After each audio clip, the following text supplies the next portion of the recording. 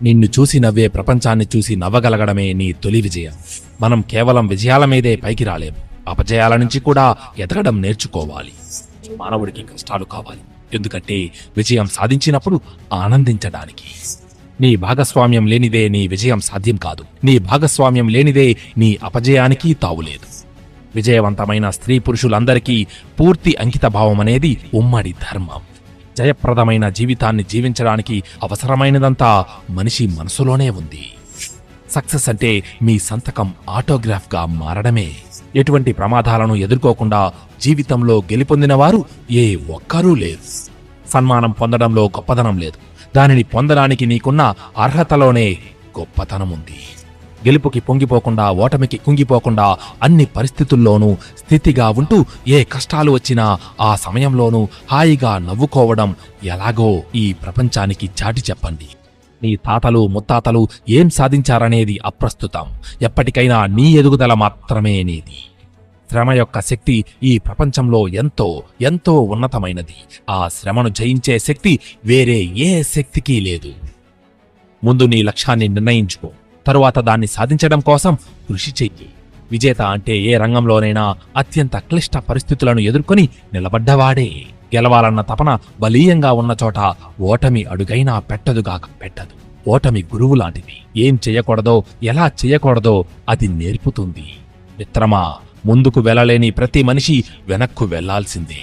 నిరంతరం ఏదో ఒక పనిలో నిమగ్నమయ్యే వారికి నిరాశ అనేది కలగదుగాక కలగదు.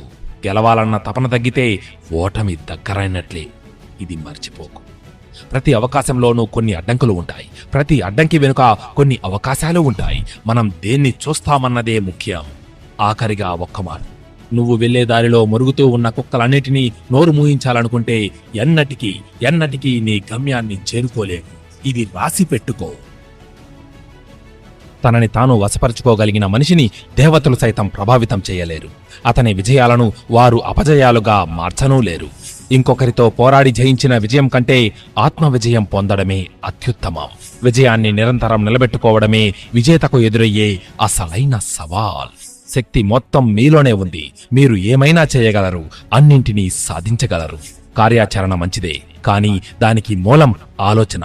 కాబట్టి బుద్ధిని ఉన్నత విషయాలలో అద్వితీయమైన ఆదర్శాలతో నింపుకోవాలి. రేయింబవళ్ళు వాటినే స్మరించాలి. అప్పుడే అద్భుతాలను సాధించగలం. లేవండి, మేల్కోండి, గమ్యం చేరే వరకు విశ్రమించకండి. వీరులు అపజయాలను చూసి కుంగిపోరు, విజయం సాధించే వరకు పోరాటం చేస్తారు. సమస్యలుస్తే రాని, సవాళ్లు ఎదురైతే ఎదురవని, ఓటమి తలుపు తడితే తట్టని. నిలుద్దాం, పోరాడుదాం, గెలుద్దాం.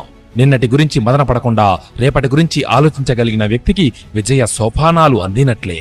విజయానికి తొలిమెట్టు మనపై మనకు విశ్వాసం ఉండటమే. ఒక ధ్యేయంతో కృషి చేస్తే నేడు కాకపోయినా రేపైనా విజయం తప్పదు. ఒక లక్ష్యాన్ని ఏర్పరచుకోవాలి, దాన్నే మన జీవిత లక్ష్యంగా చేసుకోవాలి. దాన్నే ధ్యానించాలి, దాన్నే కలగనాలి, దాన్నే శ్వాసించాలి. ఇదే విజయ మార్గం. గెలుపునకు తుదిమెట్టు అంటూ ఏదీ ఉండదు. ఓటమి అన్నది ఎప్పుడూ అపాయకారి కాదు. మనకు ఈ రెండిటినీ సాధించాల్సిన దానికి కావలసింది ఒక్క ధైర్యమే. ఆత్మవిశ్వాసంతో అడుగు ముందుకు వేస్తే ఏదైనా సాధించగలం. ధైర్యం లేకుంటే మనిషి ఏ రంగంలోనూ విజయం సాధించలేడు. ఉత్సాహంతో శ్రమిస్తూ అలసటను ఆనందంగా అనుభవించాలి. భయంతో ఏ పని చేసినా పరిపూర్ణత సాధించలేము. వివేకంతో చేసే ప్రతి పని సత్ఫలితాన్నిస్తుంది. లక్ష్యంపై ఉన్నంత శ్రద్ధాశక్తుల్ని లక్ష్య సాధనలో సైతం చూపించాలి. విజయ రహస్యమంతా అదే. మిత్రమా, నువ్వు ధైర్యంగా ఒక్క అడుగు ముందుకు వేస్తే విజయం 10 అడుగులు నీ ముందుకు వస్తుంది. ఇది రాసి పెట్టుకో. మనం ఓటమికి సిద్ధంగా లేనంత వరకు మనల్ని ఓడించడం ఎవరి తరం కాదు. ఇప్పటికే ప్రారంభించిన పనికి మరో ఆరంభం ఇవ్వడం ఎవరికీ సాధ్యం కాదు. అయితే ఆ పనికి సరికొత్త ముగింపు ఇవ్వడానికి మాత్రం వర్తమానం అవకాశం కల్పిస్తుంది. కలలనేవి రేపటి ప్రశ్నలకు నేటి సమాధానాలు. మన ఊహాశక్తి అసలు ఉనికేలేని ఈ ప్రపంచంలోకి మనల్ని తీసుకువెళ్తుంది. ఊహ లేనిదే మనకు గమ్యమే లేదు. మనకు ఎవరి మీదైనా కోపం వస్తే మనం చేసే పని మీద దృష్టి పెట్టి పూర్తి అంకిత భావంతో పనిచేసి వారి మీద కసి తీర్చుకోవాలి. చక్కని ప్రణాళికకు మంచి ఊహాశక్తిని జోడిస్తే గొప్ప విజయాలను పొందగలుగుతాము. ఊహాశక్తి కొరవడిన ప్రణాళికలు మన పనిని నాశనం చేస్తాయి. మన ఆలోచనలు, మాటలు, చేతల మధ్య ఖచ్చితంగా పొంతన ఉంటే ఫలితం అత్యంత సులువుగా వస్తుంది. నేను ఓడిపోయాను, అని అంటే ఇక ఎప్పటికీ నేను గెలవలేనని కాదు. చివరి వరకు పోరాడే దమ్ము ఉంటే ఎలాంటి పరిస్థితుల్లోనైనా విజయం సాధించవచ్చు. ఒకడి కాలి కింద బానిసగా బ్రతికే బ్రతుకు కన్నా నీ కాళ్ల మీద నువ్వు నిలబడి ప్రాణం విడవడం మేలు. దేనినైనా మనం బలంతో సాధించాలి గాని అవతలి వారి బలహీనతతో కాదు. ఎందుకంటే నిజమైన గెలుపు మన కృషి వల్లే లభిస్తుంది తప్ప అవతలి వారు ఓడిపోవడం వల్ల కాదు. మనం ఏ విషయంలోనైనా ఓటమి చెందాము అని అంటే మనం దాన్ని సాధించడానికి అస్సలు ప్రయత్నించనట్టు లెక్క. ఎందుకంటే నిజాయితీగా ప్రయత్నిస్తే సాధించలేనిది ఏదీ ఉండదు. మిత్రమా, మీకు తెలుసో లేదో, గొప్ప గొప్ప విజయాలను పొందిన వారంతా అత్యంత సాధారణ వ్యక్తులే. అంటే వారు మనలో ఒకరే. మరొకరికన్నా మెరుగ్గా ఉండడం గురించే మనం ఆలోచిస్తూ ఉంటే ఎవరి విజయాన్ని మనం ఆస్వాదించలేం సరికదా, మన విజయాన్ని కూడా మనం ఆస్వాదించలేం. ఎవరి వయస్సుకు తగినట్టు వారి ఆలోచనలు ప్రవర్తన ఉంటే ఆ వ్యక్తికి గౌరవం ఉంటుంది. మిత్రమా, గొడుగు వర్షాన్ని ఆపలేకపోవచ్చు, కానీ వర్షంలో తడిసిపోకుండా రక్షణనిస్తుంది. అలాగే ఆత్మవిశ్వాసం విజయాన్ని తెచ్చిపెట్టలేకపోవచ్చు, కానీ విజయ పదంలో ఎదురయ్యే అవరోధాలను అధిగమించగల శక్తిని ఇస్తుంది. ఇది రాసిపెట్టుకో.